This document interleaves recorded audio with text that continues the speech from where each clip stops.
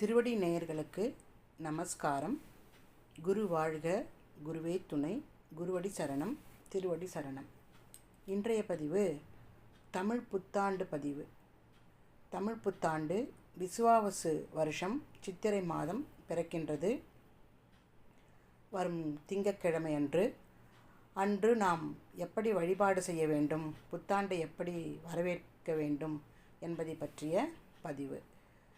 புத்தாண்டுக்கு முன்னாலே இரவு ஒரு தாம்பாளத்தட்டில் கனிகள் அப்படின்னு சொல்லக்கூடிய பழங்கள், அதாவது வாழைப்பழம், பலாப்பழம், மாம்பழம் அப்படின்னு சொல்லக்கூடிய முக்கனிகள் கிடைச்சா முக்கனிகள், அப்படி இல்லைன்னா என்ன பழம் கிடைக்கிறதோ அந்த பழங்கள், வெற்றிலைப்பாக்கு, மஞ்சள், குங்குமம், மலர், கண்ணாடி, நம்மக்கிட்ட தங்க நகை இருந்தால் தங்க நகை, அப்படி இல்லைன்னா நம்மக்கிட்ட இருக்கக்கூடிய காசு பணம், ஏதாவது ரூபாய் நோட்டுகள், இதையெல்லாம் வச்சுட்டு நாம் நம்முடைய படுக்கை அறையில் பக்கத்தில் வச்சுக்கணும்.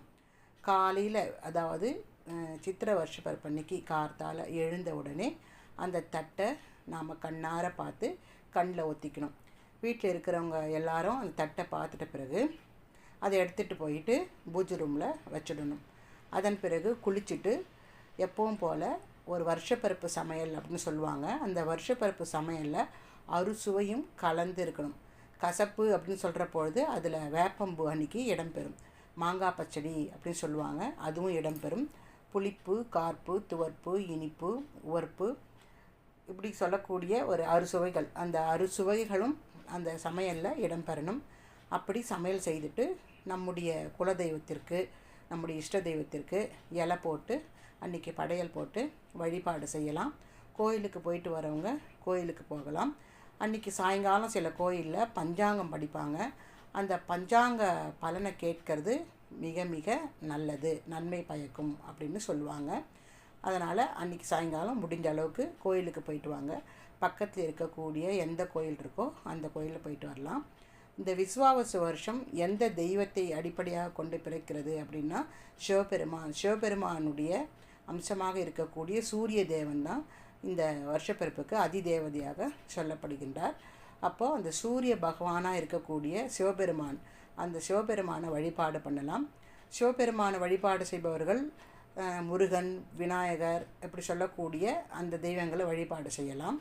வைணவத்தை வழிபாடு செய்கிறவங்க சூரிய நாராயணர், நரசிம்மமூர்த்தி, நரசிம்மன், லக்ஷ்மி நரசிம்மன் போன்ற தெய்வங்களை எல்லாம் வழிபாடு செய்யலாம்.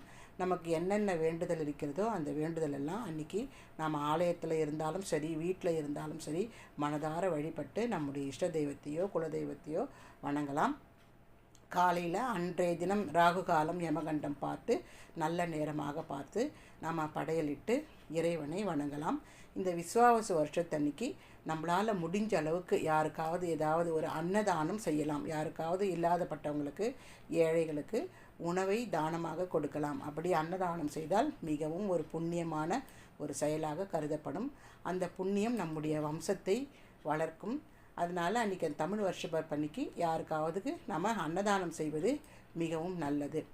இப்படி இந்த விசுவாவசு வருஷத்தினுடைய வழிபாட்டை நாம் செய்து பலனடைவோம் என்று கூறி, எல்லாருக்கும் என்னென்ன பிரார்த்தனைகள் இருக்கின்றதோ அத்துணை பிரார்த்தனையும் இறைவன் அருளால் கிடைக்க வேண்டும் என்று மனதார வணங்கி விடைபெறுகிறேன்.